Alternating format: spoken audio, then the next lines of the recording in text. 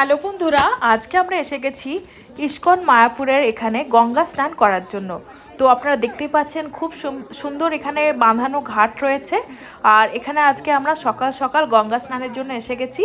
আর গঙ্গা নদী পুরো ভরপুর রয়েছে জলে, আপনারা দেখতেই পাচ্ছেন। আর সবাই এখানে পুণ্য স্নান করছে। কার্তিক মাসে বলা হয়ে থাকে কি আপনি যদি গঙ্গায় পুণ্য স্নান করেন তাহলে আপনার পুণ্য আরও অনেক বেশি বেড়ে যাবে।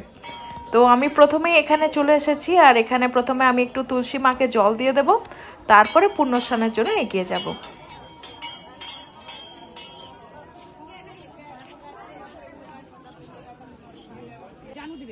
মন্দির থেকে ঘাটের দূরত্ব খুব একটা বেশি নয়। আপনারা যদি চন্দ্রোদয় মন্দিরের কাছাকাছি কোনো হোটেলে থাকেন তাহলে ওখান থেকে অনেক টোটো পেয়ে যাবেন। সবই টোটো মোটামুটি ঘাটের কাছেই চলে আসে, তবে এই রাস্তাটা আপনাদেরকে একটু হাঁটতে হতে পারে। আর দেখতেই পাচ্ছেন সকাল সকাল কত ভক্তদের ভিড় রয়েছে। তো এখানে আপনারা এসে গঙ্গা স্নান করতেই পারবেন। তো আমিও চলে গেলাম। এখন খুব সুন্দরভাবে ব্যবস্থা করা হয়েছে, সুন্দরভাবে ঘাট বাঁধানো রয়েছে। আজ থেকে প্রায় 500 বছর আগে এত সুন্দর ঘাট এখানে ছিল না, কিন্তু এখন ঘাটও খুব সুন্দর বাঁধানো হয়ে গেছে।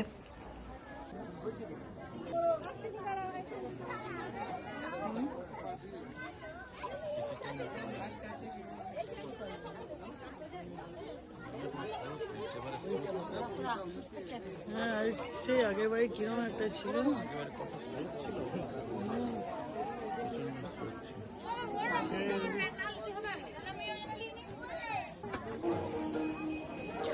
গঙ্গা স্নানের পরে আমরা এই মন্দিরে চলে এসেছি।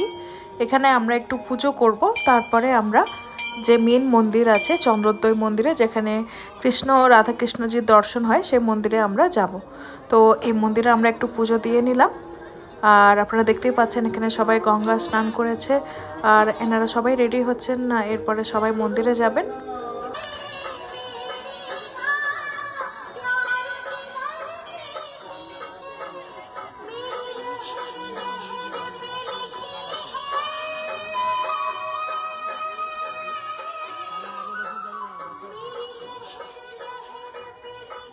আমরা তোমাকে সর্বত্র অন্বেষণ করছি, দয়া করে আমাদের দর্শন দাও।